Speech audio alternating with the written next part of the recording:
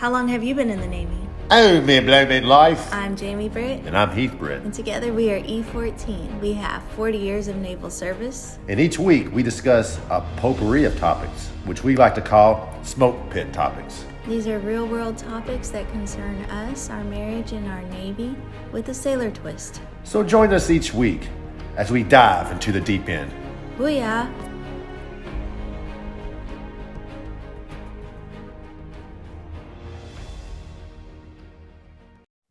Hey everyone, welcome back to E14 Podcast. I'm Jamie Britt. And I'm Heath Britt. And together we're E14. And today with us, who do we have? We got Wayne from the Florida Men on Florida Man podcast. Wayne, how you doing? Doing very well. How are you all? Great, man. So I'm looking at Wayne's background. He's in the studio. They talked about a lot on their episodes, especially during Thanksgiving time, around Christmas time. They just got it thanks to their Patreon subscribers. Yeah. Tell us about it, man. That's I'm in the Florida Man on Florida Man studio right now, and we just moved in here back in November of last year, and it's something we have been saving for and working towards for about 3 years. And it's been nice to kind of see it come to fruition the way that it has. But we only have it because of our subscribers and just the faithfulness of our listeners, and it allows us to kind of do a lot more than we were able to do in our other studio. So that's where I'm rocking from, in the beautiful state of Florida. Beautiful state. Is it near y'all's hometown? Is it in y'all's hometown? It is. Yep. It is in our hometown. And so that's another thing. We were initially tracking a city away, and now, it's in our backyard. We're able to just, our team works from here during the week. And so it doubles as office space and studio space. So yeah, it's kind of sacred ground. Like, we don't come in here unless we're doing work. Right. Wow. So it's, but yeah, it's good to be here. That's awesome, man. And congratulations. And I love the fact that you guys, the stuff, the money you make from the show, you put it back into the show. Yeah, absolutely. 100%. Yeah. 100%. We don't take salaries. It's just something that we believe in the project and believe in our team, and obviously what we're doing. So it all goes back into the show. Yeah. Y'all spread positivity, even though Florida might take a hit on it. But hey, they do it to themselves. Yeah. Florida Man does it to himself. Listen, we're just reporting, what already exists. We're not causing anything. That's right. Right. We're just stating the facts, and there's no such thing as a hate fact. So, Florida's a bit wild, and we lean into it, but it's also beautiful, and we are happy to live here, and so it's all in fun. So I don't know if you want to go into it, but we were talking offline before the show, and you were kind of saying that, hey, y'all's headlines are kind of shedding a bad light on Florida. Sometimes, yeah. Well, no, and it is it's the juxtaposition between how much we love our state and how proud we are to be here. But then, some of the headlines we share are kind of wild and crazy. And this is news that's already out there. We're not breaking any stories, right.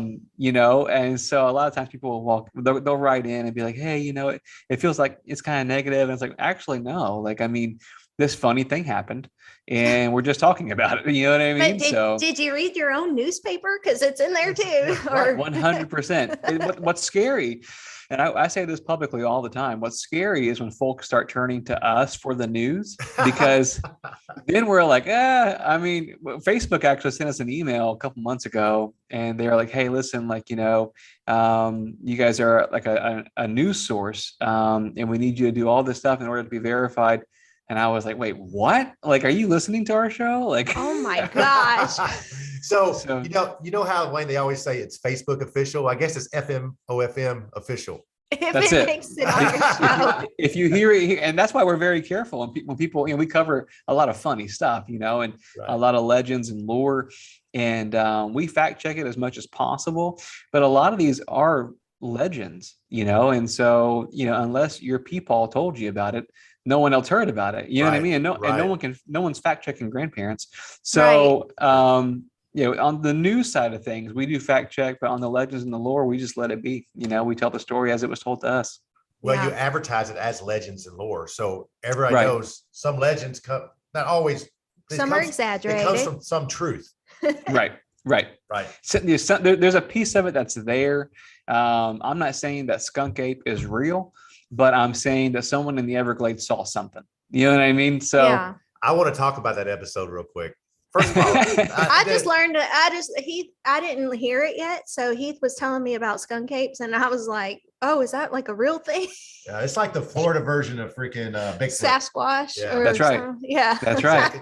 There's rumors I'm from Louisiana, and there's been rumors of swamp apes in southeast Louisiana too. So it Right. kind of comes over this way. But first of all, what are you drinking on, brother? I'm drinking Tullamore Dew. It is my go-to. I love it, man. 12 years old, right from the homeland. So it's perfect Irish whiskey. And I'm drinking, in your honor, my Irish buddy. I'm drinking some Bushmills. Come on. Oh man, it's I like Irish whiskey. I got to have some every now and then.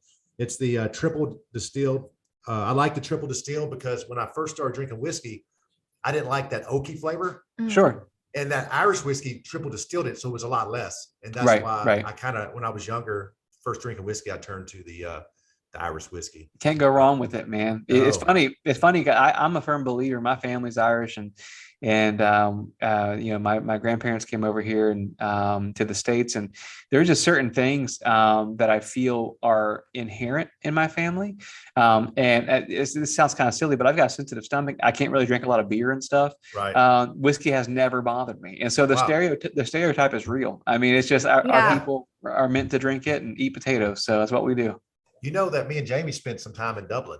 Yeah. Come on, really? We did. When she was deployed, and then we met for 4 days in Dublin. We she was in Trinity. I was in Texas. We met up there, and I tell you what, Jamie asked me to go get her. We're at a bar to get her a Jameson and Sprite, and I know in Ireland you don't mix your Jameson.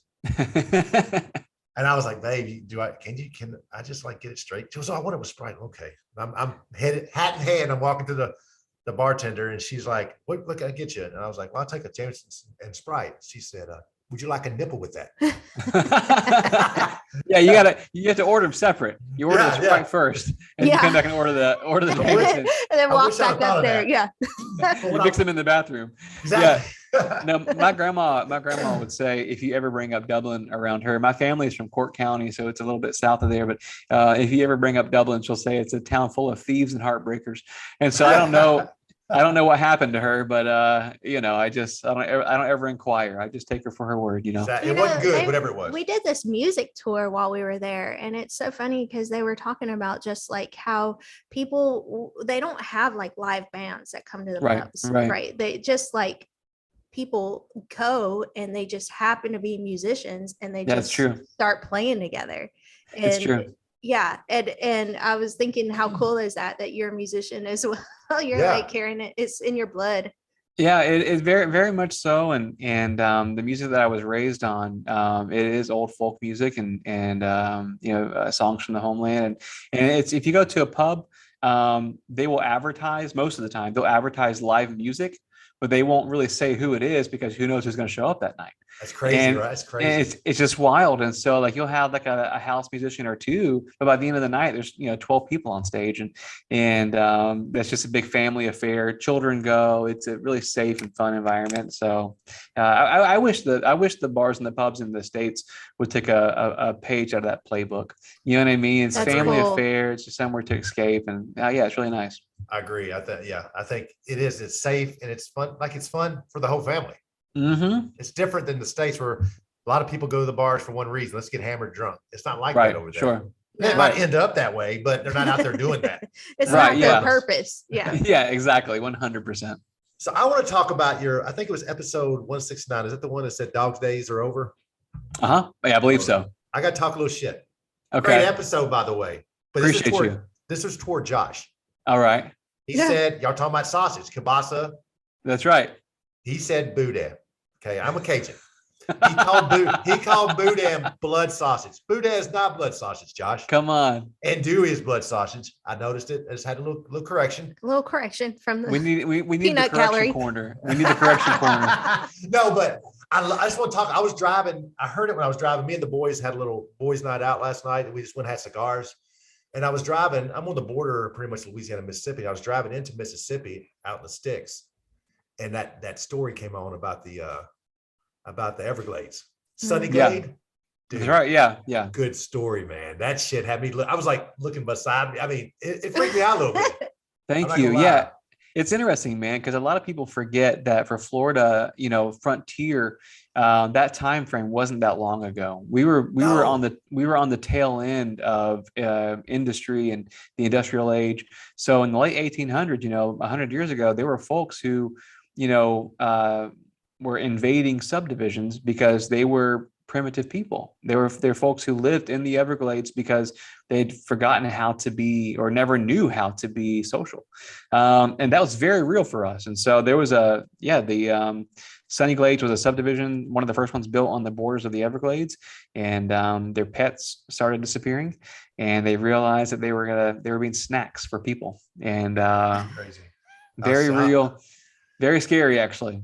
Dude, that would freak me out. And then when the lady just saw her Yorkie just disappear but couldn't see it, and then some guy saw some little boy eating it. Oh yeah, his dog. I was thinking it's a gator, right? Because you're in the Everglades. What? Yeah, of course. Right. That's a first thought. Or y'all have crocodiles too, right? Yeah, they have both. We have both. Yeah, we have both. The Everglades is the only place in the world where they coexist. Yeah. Yep. And that's so some Florida beauty right there. I tell you what, man, people always joke around about swamp ape and stuff like that. I'm like, that's lore, that's legend, and that's scary if you think about it enough. But the real stuff is way scarier. I mean, children coming out of the woods to eat your pets is way scarier than, skunk ape. You know what I mean? Like, yeah. But you think about the Everglades, though. It reminds me of like the ocean. Like in the ocean, they find a different species of life form every day almost, it seems like. 100%. Yep. That could be up in the Everglades. I mean, that's a vast forest. It's the largest uninhabited landmass this side of the Mississippi. And what's funny is, people send drones over all the time. That's how the state documents the territory. But the foliage and the overgrowth is so thick, it's impossible to see down in there.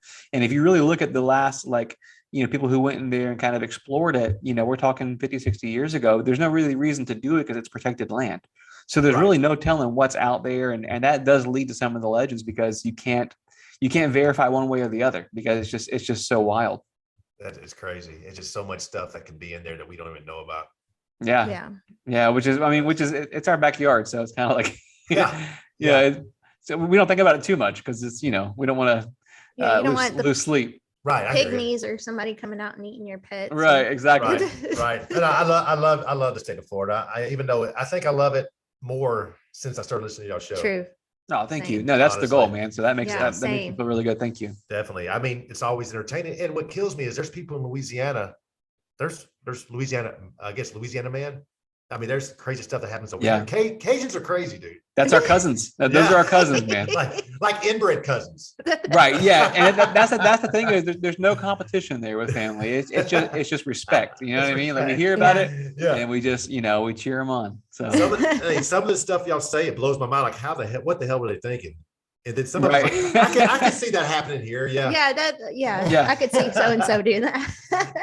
But I wanted to talk about, because I'm thinking about the last episode we did.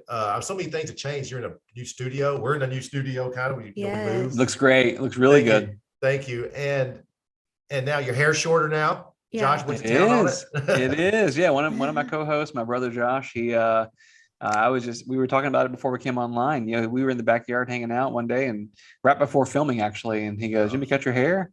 And I grew my hair out over the pandemic and during the lockdown. And I was tired of putting it up every morning. And so I was like, you know what, let's do it. So he cut it old fashioned, man, right in the backyard. I saw that. It's a good picture. Put a chili ball on your head. Basically. Basically. He went to town. So it shows you the trust I have for him, actually. Yeah, really. Before we segue into something else, I have a question for you. Sure, please. So Cameron reads the headlines every show. Right. And y'all read some outlandish stuff. Yeah. No doubt about it. There's some crazy shit y'all put out. Yeah. And I've grown to love it. And if out of the three of y'all, we'll throw Greg in there, who would be the guy out of y'all four that would make the Florida Man headline? So by default, the easy answer is Greg. It's easy to put a lot of blame. It's easy to put a lot of blame on. He's blame in on the him. shadows. He's the man behind the curtain. He's the man behind the curtain. So if we're gonna blame something sinister on somebody, it's easy to be him. But I'm gonna go on a limb and say Cameron, and I'll tell you why. Really? Wow. This is why, and it wouldn't be for anything like mean or novel like that. With Cameron, we joke around a lot on our show. He's the outdoorsman. If there were to be something catastrophic that happened, I'm calling him first because he's got the supplies and the know-how to survive. And so when we grew up together, anytime he was in trouble with the law, it was very different than me getting in trouble with the law. Like I was the bad kid. I was the Irish kid, poor, getting in trouble. Cameron was the kid that would get, the cops called on him because he shot a squirrel with a bow and arrow. You know what I mean? And he would just go down to the lake, and shoot a couple things, bring it back to his house and, clean it and eat it. Cause he's always been that kind of guy. So I could definitely see headline, Florida man caught, with a string of squirrels crossing the highway. That's Cameron. You know who we said? Who'd you say? Josh, man. Josh. We both immediately looked at each other and said, Josh, for sure. I'll tell you what, it's funny you say that. And I would love to share this on your show because we haven't shared this anywhere, not even on our show, but we're working on a concept. Our show director, our creative director, his name is Christian, very, very creative, funny guy. He came up with this concept. We're going to do a Dungeons and Dragons episode on our show, and we're calling it Groves and Gators. And the story is going to be about Josh and his shenanigans, leaving the studio to go find food one night. So it's funny because we built this whole script around Josh and his, his wild personality and the persona around him. So it's funny you say that. It's very accurate. Yeah, I could definitely see him making a headline. And I want to ask you a question. So, Josh, how much of that is 100% Josh? The way his character on the show. It's funny. The meat of it is Josh. Because out of all of us, he is the most random, if we're gonna have a good time, it's usually Josh's idea. Yeah. He's the one that I would say a lot of the stories are probably embellished a little bit because they're easier and more fun to tell. Right. But at the core of it, that is Josh. And that's what makes Josh so humorous is I can tell the story and it's just a normal story. Josh can tell the story and it's 4 times funnier. Yeah. He was attacked by a bobcat last year. Yeah, dude. What's up with that? It's just like he's blessed or touched or something cursed. That is and that's the thing is if you ask our listeners, if you polled our listeners, hey, one of the guys was attacked by a bobcat, who do you think it was? They would 98% say Josh. Yes. Stuff is drawn to him, and that was 100% true. He really had to go through a rabies regimen. It was federally mandated on him to do so. It was this huge ordeal because he got into a fist fight with the bobcat defending his puppies. So a puma, he said, right? Yeah, a puma, yeah. And so, and the thing, if you listen to that episode, you'll hear this. But that puma, it beat him up twice, and then waited in his backyard for him to come back outside. Yeah. What type of wild animal waits around? Dude, Josh packed an ass whipping. Then the cat waited around so he could give him another one. 100%. So yeah, that is very accurately Josh. And I will say that as much as all that stuff comes through, what also comes through is his personality, his friendliness. He's generous, he's kind, and that's what's so special about Josh. Is what you see is what you get. He is as nice and funny as he comes off on camera. Yeah, that's awesome. Wow. That's awesome. But I know I've had to listen since I retired in October. And congratulations, man. Thank you, man. It's been great. I love it. That's awesome. And I don't listen to this podcast as much as I used to because I don't drive anywhere. Right. So right. I make up shit reasons to go to the store so I can listen to the podcast. Oh, now I started cleaning the house more. And I put the podcast. Yeah, he'll do it. He'll put his little headphones on. So clean the house. So I've been really catching up with yours lately with the Florida Men. Thank you. Thank you. And my pleasure. I love it. And you guys never cease to always entertain me. Mm-hmm. Even like I said, even y'all's, which you don't have bad shows, but even y'all's worst show is awesome. Thank you, man. That means a lot, dude. When I say worse, I mean there's always shows that are more. They're better than others. 100%. But And go ahead. what's funny about that is usually the shows that we think are bad are the ones that listeners tune into the most. 100%. And the ones that we Yeah. love is like crickets. You know what I mean? Like, Same. Dude, That's the yes. same for us. I was like, oh, Yeah. I don't know about that one. And then we'll get like the total 100 listens. Like in a week. I mean, a couple of days we got over 100. I'm like, Like, God, right. we're just bullshit. We weren't even we weren't Yeah. even like making we did sense. one called Christmas Babbling. It was Yeah. around Christmas time. We just said we got to do something for Christmas, you know. So let's get on Right. shoot the shit. And yeah, it was like, We didn't even have a damn, it was like direction. hit. I was like, holy shit. Yeah. Wow. And that's a great feeling, man. And I think that's the cool thing too. Thank you for saying that, by the way. But that's the cool thing is at the end of the day, you know, we're just creating because we're having fun doing it, and we hope that it can bring people joy. And no matter what the topic is, it's good that people listen. But you know, it's always the ones that we have the most fun on, and we walk away going like, man, that's going to be a hit. You know, it's like very average in downloads. Right. It's crazy. And then the ones we walk away going, oh man, we were just off tonight, dude. Like it didn't feel good. And then it'll skyrocket. So that's always nice to know that there's that affirmation there from your listeners, you know? Yeah, definitely. But I want to segue. So I started talking about our last episode we did with you last April. We had just gotten the business, and you were gracious enough to reach out to us and come on the show with us. Mm. There's something, and I've re-listened to that episode a few times throughout the year. And you mentioned something about how a proponent you are of mental health. Sure. And please elaborate on that. Is there something that happened to you, therapy helped you or whatever? Yeah, absolutely. Whenever I was younger, you know, I had a lot of habits that I had kind of created for myself just to cope with my anxiety because it was undiagnosed and I didn't have any way of knowing that that's what was going on in my life. And so, you know, I was spoke on it earlier, you know, I was raised in an Irish family and we were kind of taught just to tuck things down, you know, tuck it down deep and don't worry about it. And, you know, as I got older, it kind of came to a head in my early 30s and I started having panic attacks and you know, it was scary. I thought I was having heart problems and I had some undiagnosed medical PTSD from some situations in my 20s. And this all kind of came to a head. And I went to therapy and medicine was a small part of that healing process, but therapy was a major part of it.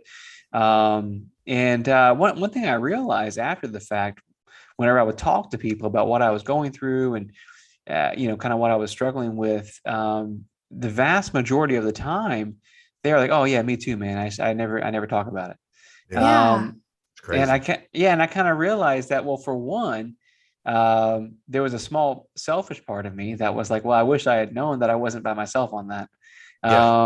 And two, is heartbreaking knowing that people are suffering in silence, you know, without letting someone know that they need help or someone to talk to. And so now that's just kind of any platform I get, any chance I get, if it's appropriate, you know, just, I love talking about mental health because it lets people know that they aren't alone, is relatively, you know, common amongst people, especially creative people who are doing things like podcasts and the like. But it is no, it does not differentiate. Mental health issues are across the board for everybody, and it's just important to be able to talk about it. I think that one of the things that we don't really talk about or we don't really give notice to is that back in when we were growing up, this was not, we didn't talk about how we were feeling, but we also didn't have the vocabulary of like anxiety and depression and all of this stuff. It wasn't like a thing. So obviously that's how our parents dealt with it. And they said, hey, we don't air our dirty laundry. You just tuck it down deep and keep going. Right. And, you know, we've talked about this before that, what was that general back in the Civil War that had mental health issues? I can't remember, but I think we talked about it. It's been around forever. We just no, we talked about General Patton for World War II. Right. So it's been around forever. People have been dealing with it forever, and we just never really had the platform to speak on it or the vocabulary. No, I agree 100%, man. And I think too, like that's one of the biggest things is, especially with like stress and anxiety. I mean, anxiety usually stems or begins from some form of uncertainty. Right. Yep. And stress is us trying to solve something or complete something that can't be solved or completed at that time. And so what I have found kind of helps for me and is identifying what that uncertainty is, because if you can identify it and put a name to it and call it for what it is and say it out loud, it doesn't fix the problem right then and there, but it does kind of give you a starting point of this is what I'm working with. Loses its power a little bit. This is what's happening. And and when I speak about anxiety, I'm talking about pervasive. There's one thing to worry. I mean, there's stuff going on around the world right now, and it's natural to feel worry. But when I speak of anxiety, I'm speaking about that kind of mental fog and that heaviness that, man, I woke up feeling dread and I don't even know why. Yeah. It can become systematic, in our health. And as much as you would go to the doctor for the flu, I think you should go to the doctor for your mental health. I mean, I take an all hands on deck approach to health and wellness, and the mental side of that is equally as important, I think. Oh yeah, definitely. I mean, but like we've discussed, it's you get shit for it because nobody can see it. Mm-hmm. Like when Jamie got a concussion, and she whacked her head good this past summer. Right. And she was, I mean, walking down the stairs, I had to help her downstairs. I mean, she was jacked up. Right. But you can't see it. Yeah. Right. So her employers are like, I mean, they were cool about it, but at first you had to really talk to them because, if my arm's broke, they're not going to ask me to pick a box up. 100%. I'm in a sling or whatever. But if you have an issue inside your brain in your head, they don't, oh, you're fine. Go get to work. Right. Yeah. Right. Why can't you do this? Or why can't you do that? Yeah. Right. And that's in the same way, if a player goes onto the field with a messed up ankle or messed up shoulder, or if you go to work whenever you've got the flu or you have some kind of autoimmune issue, the more you push yourself, the more you push that muscle, the harder it's going to be for it to recover long-term and permanently. Right. And so like you were saying, very accurately, if you got a broken arm, people don't bat an eye. Yeah, take your time, get better, and people don't take that same approach like they should with mental health. And that's if you run yourself and you push yourself until your breaking point, you have just significantly increased the time it's going to take you to heal and get back to normal. 100%. And yeah, and that's why I think too, man, like if it's possible, I know people are different, they come from different circumstances, but if it's possible to take a day where at the very least you turn your devices off or you put your device away for an hour, 2 hours, 3 hours, God, it works wonders to not have to worry about notifications that aren't your family and loved ones and people that are right in front of you, Right. Definitely. And I love it. I mean, I don't love it. I mean, it was interesting what you said about when everything came to a head for you in your 30s. Right. Yeah. So Jamie has this analogy that I'm gonna let her say it about the box. Oh, well, I love this. I think that, we as military members, we do this, but everybody kind of does it. We put our, whatever hurt us, we put it in a box, we put everything in a box, we tuck it away, we compartmentalize it, and we keep moving forward. But eventually the boxes, they don't open up. You can't put the lid back on. They just disintegrate. And all of those things that have happened in your past just flood in, and your body has just the hardest time dealing with it. Right. Now go ahead, Wayne. Sorry. Go ahead. No, you go ahead. I'm sorry. I'm just thinking then, all this stuff, you wake up with this dread you were talking about, the anxiety, you don't know why. That's because all that shit you've been putting away for so long, you don't even remember half of it. You just feel the after effects of putting it away. Yeah. And it's compound interest. Yeah. You know what I mean? And those things that start off small have a snowball effect. And they're not just snowballing that original issue, they're picking up everything else along the way. Right. And that's what's crazy about it, man, is especially with anxiety. Anxiety is a disease that's looking for a symptom. right? Right. So I mean, it's a disease that exists in our lives, and it's looking for something to pick and go. That's what I'm going to be stressed out about today, and that's what I'm going to let control my thoughts in my mind today.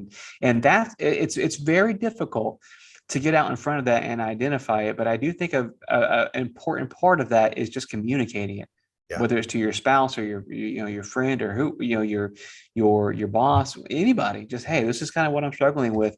And not everybody is as receptive as they should be, but I would think more often than not, we are our hardest critics. We're harder on ourselves. Definitely. In general, people want to help, and talking about it is really important. I was so ignorant for so long about mental health because I was the same as you. We dealt with it. We just shut up and color and carry on with business, right? So even in the military, man, these people had issues, and I never said it, but I thought it. Like, damn, that's not that bad. What the fuck are they bitching about? Right. And like, oh, that happened 10 times. That happened to me, and I was fine. Right. That one thing. And but so not all the things that they were dealing with. Right. And then until it happened to me. Right. I felt so awful for the people that I didn't, like I said, I never went to them and said it, but I thought it. It's the same thing. Right. I lost, and I felt so bad for him. I felt like a big jerk for thinking that, but I learned something from it, and it improved me, I think, as a leader in the Navy to recognize this and to show compassion, empathy, and, pretend, at least treat them like I care about them. And it really helped me be better a leader in the military at the time, because what I learned from my mistakes, Sure. Yeah. And that's what's crazy, man, is and sometimes that's what it takes, is kind of walking through it yourself and going like, man, like, this is obviously, like, I don't wish this upon anybody. And I was the same way, and a lot of that has to do with my upbringing and how I was raised. And I think one of the biggest things too is that, like, with anxiety or depression or any other, mental illness, it's really hard for you and you alone to put a name on it. Like, it's really hard for you to identify that. And you can develop tools that you put in your tool belt to kind of help situationally, but it almost takes somebody else on the outside to hear you, to hear what you're saying, describe what you're going through, preferably a professional, to go, well, this is what this is. And now that you know what it is, this is how we can deal with it. And that's, I mean, like we were talking earlier about physical disease, you have to diagnose this before you can treat it. Right. And if you aren't diagnosing it, then it's going to be very difficult to treat it, because aspirin doesn't fix everything. You know what I mean? So it's talking about it is key. I love that you said that, because knowledge is power, and knowing why you're feeling something helps.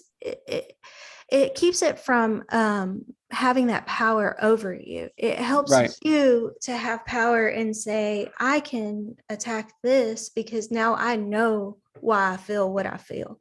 Yep. Yeah. And also too, it's like one of those things where I was guilty of this in my late 20s and early 30s, of saying, like, why me? Yeah. Like, like, why me? Like, why is this happening to me? And one thing that I have found interesting on the other side of the storm, and I'm speaking from a place of not conquering anxiety. The devil on my shoulder is now the devil a mile down the road, but I can still see it if I turn around and look at it. Right. And so it's still there. But one thing that I can say, speaking on this side of the storm, is that I realize that whenever I'm able to speak to somebody else about it, the conversation usually starts with, man, you're never going to believe what I'm feeling or what I'm thinking right now. And then a lot of times they start saying the exact same things that I used to feel, what I used to think, and I'm able to really get it. And in that moment, there's that, I understand why I walked through that. Like, I understand why it happened to me, because I'm able to at least share my experience with somebody else. And there's something that's refreshing about that. You're refreshing somebody else, and then you're refreshed because of that. And so I to anybody who's listening that's walking through something, it doesn't solve it knowing that it's happening for a reason, but knowing that A, you're not alone, and B, after your victory, you're going to be able to share that with somebody else. That does help to realize that it's not all meaningless, Right. Because you can always be that voice of reason for somebody else, or that Right. guy that's, well, hey, I'm going to help you here, or here, let's go talk to this professional, help them and lead them in the right direction. What and just like you were saying in the military, I mean, God, if there's a group of individuals who are gonna, be under high levels of stress, you know what I mean? Like you're gonna find it in the military. And so having, someone in leadership or authority that understands that, God, I mean, that would make a world of difference, Yeah. And I thought about when I was in the military, I thought about mental health for the combat guys or gals.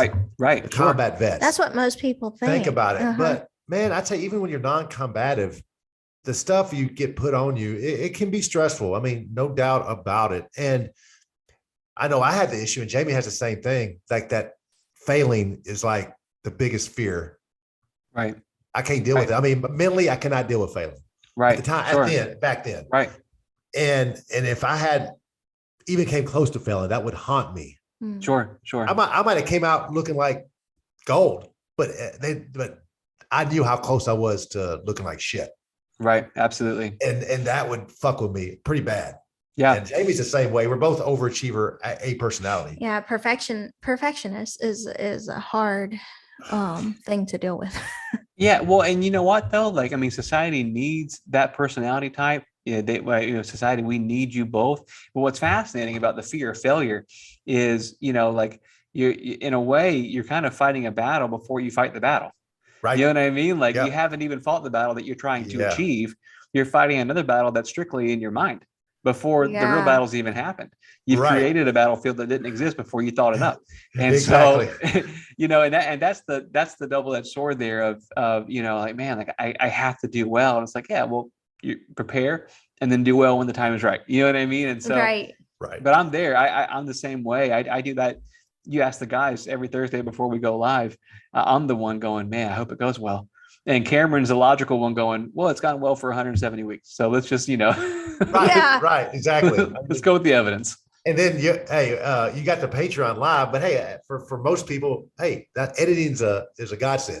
Right. 100%. It still blows my mind that people pay to watch us mess up, but it's a humbling experience for sure when the cameras are on. Well, when you have that interaction in the heat of it while you're recording, it's that human factor in it. It is. Yeah, it is. And also that's what people pay for. Yeah. And it keeps us aware too that, that people care enough about the show to invest in it, but it also keeps us on our toes to make sure that we are giving each episode our best. Because it can be easy, like with you guys. I mean, you guys, know each other better than anybody else. It's really easy to get comfortable. You know each other. Right. Right. But when your listeners are tuning in, in a couple of days or a week, it keeps you accountable, No shit, that's for sure. And when you said that about us, I mean, every time, like the last episode we just dropped one with Brandon Lloyd, the combat vet. But before that, cool. we did one just ourselves. It was called "We're Still Alive." Yeah, because we've been kind of off the grid for a few weeks, right?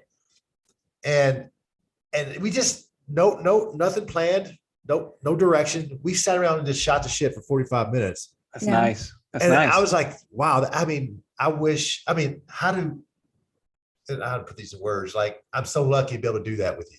100%. Well, like you said, Wayne, if someone can turn off their device, and yes, we're still using our electronic equipment, but we're sitting here with a friend and having a real one-on-one conversation about something that we're all passionate about. And that is refreshing in and of itself. Yeah. Right. Yeah. Yeah. Oh yeah. And that's the thing is like for anybody that has a platform, if you just take a step back and realize that that platform is your gift, and the fact that you get to do it to begin with is a blessing. But, the fact that people tune in and listen, there's a responsibility there. You know what I mean? And I think whatever your goal is, whether it's to bring people joy or to bring awareness to situations, that's your responsibility officially. I was just on a show a couple of weeks ago, a young lady, a wonderful show called the Law and Justice Podcast. And she talks about human rights in the Muslim community. She's based out of London. And she has a very unique story. She's a British citizen, born and raised in the UK, but she's Muslim. And in that particular community, she's well qualified to speak on issues that are very specific to them. And she saw that there was a need for it, and so she made a podcast, which That's is awesome. like incredible. Yeah, I mean, like you Yeah. guys with servicemen and women, that's your expertise. It's what you do. It's what you know. You saw. I think we discussed this last time. You saw a void and you filled it, and Mhm. that's encouraging. That's so encouraging that people left and right are just picking up the mics and doing it, man. Yeah, and we did, like I said, we did it because we're stuck inside for COVID. We couldn't do Right. nothing. Baby said, Right. no going out for you guys. So I was like, Right. all right, yeah, we're not gonna do a podcast. I you mean, know? but just the benefits of sitting down and having a conversation is something Oh, that's yeah. we've lost as a race, you know, Oh, as a as a- human Agreed. race. Yeah. You're so Yeah. quick. Everybody's so quick to be like, no, you don't agree with me. You're effed up. We, or we whatnot. are what do they call it? A headlines generation. Everybody 100%. reads the headlines and then derives their own story from We're, that. we're all headline. about headlines. Right. You know what's funny is I heard someone say, this is a while back, to speak a little bit about what Jamie was saying. They were in a coffee shop and they saw this man sitting in the coffee shop just drinking his coffee by himself. And he wasn't on a device. He was just looking out the window, drinking his coffee. And they go, "Who is that psychopath? Like, why is he? What's he? He's like, the what's one he messed doing?" up. Yeah, it's just like, wait, what, dude? Like that's how backwards we've gotten things now. Is where someone's drinking coffee and enjoying themselves, or enjoying a conversation with somebody. It seems odd that they don't have a screen in front of them, and it's like, bro, Yeah. like you were saying, like conversation, like that's like the greatest form of therapy, and it's free. You know what I mean? Right. It is It's Right. free. free. You're just talking it up, and people would do well by placing the device down for a little bit, and getting fresh air, letting your feet touch the earth, and have a conversation. And I think people really long for that, whether they know it or not. True. Yeah. Because I've noticed, like, since we've been podcasting for a little over a year, I've noticed that the best podcasts, the ones that most people get a lot of listens, are the ones that make you feel like you're in the conversation with them. Yeah. Mhm. Yeah. You know what I mean? And I think people, whether they know it or not, long for that conversation. Wow. 100%. And I do the shows that I listen to are the shows that like I can put on like we're driving in the car, Yeah. and you feel like they're in the car with you, Right. because it makes the drives not feel as lonely, and that's the purpose of it. And it's to any show that feels like they're just treading water or wasting time. You got to realize that, if you put your listeners in a room, so if you get 100 downloads on an episode, you put those in the room, that really puts in perspective how many people need your show. That's a lot of Right. people. Oh, That's a wow. lot of people that need to hear it, And so I just think that visual kind of helps, to realize that what you're doing is making a difference. Right. I mean, that's a crowded bar. That's You know what I mean? that's a Yeah. fire hazard. Yeah, exactly. Exactly. And I tell you what, Wayne, I mean, your show is like that. And Yeah. real quick, man, could you please do a plug for the Florida Man on Florida Man for us? Yeah, no, thank you for the opportunity, man. I really appreciate the honor to come on your show again. I love it. I look forward to the conversation with you too, and I'm a huge fan myself. But yeah, our show is Florida Men on Florida Man. We discuss all the legends and lore, the Sunshine State. It's lighthearted and family friendly, and just all around kind of crazy. But you can find us at any social media at FMOFM Podcast. But if you just Google search Florida Men on Florida Man, it'll come up, and you can listen to us pretty much anywhere. Yeah, man, it's a great show. I recommend everybody who listens to our show, go listen to the Florida I'll Man. put on out the Florida Man. disclaimer. Not a good show to listen to while you're running Nope. because you will laugh your You butt might- off. you might fall. Not a good show to put one earphone in during church and listen to because you will laugh at weird There you times. go. But you know what I mean? Like if you were ready to sit down and have a good time, that is the show. But I tell you, Right. it is a Okay. show that will entertain the hell out of you. But you can Yes. have your kids in the car with you while you're listening to it, Yes. and you don't have to worry about them hearing something they shouldn't hear. I They keep appreciate it- that. You remind me of like Bill Cosby's, but not the 1970s. Yes. Yeah. not the 2010 Bill Cosby. Right. But We always say Shrek humor. It's Shrek like humor, Yeah. stress. yes. It's a lot of it's over the kid's head, but the grown-ups get it, but the vast majority of it's for the family. Yeah. Right. We love it. Yeah, unless you get to Patreon, they get a little PG-13, right? Patreon is where it's mainly we just cut Josh loose, from being honest. Like, we just turn them loose a little bit on Patreon, but no, yeah, Cameron, we'll cover headlines that they're real and they happened, but we can't share them on the main show just because they're kind of intense. They're still funny, but they're almost always risque, and there's almost always food involved for some reason. So Florida people like wasting food. And so it's a weird thing, man. Like, I've been angry, more often than not, but I've never thrown food. Just grab something less valuable. Right. Yeah. That never crossed my mind, throwing food ever. Out of anger. No. Usually I'm angry because I haven't eaten. Yeah. So, yes. You're hangry. Why would I throw it? Wow, we've just enjoyed having you on the show, Wayne. Thank you so much. I appreciate you coming too. On. Yeah, and the social, I'm still loving the social, man. My favorite one is the King State. Is that the one you went to the brewery? Who the punk singer? Yes, yeah. He was in a band, and he opened up a brewery / coffee shop. So they serve beer and coffee in Tampa. The place is called King State, and it is just, I mean, these guys lean into our state. And I can't tell you how many people from around the world come to Florida, and this is like their Disneyland. So if you're into coffee, or if you're into, and it's small, it's at an old gas station.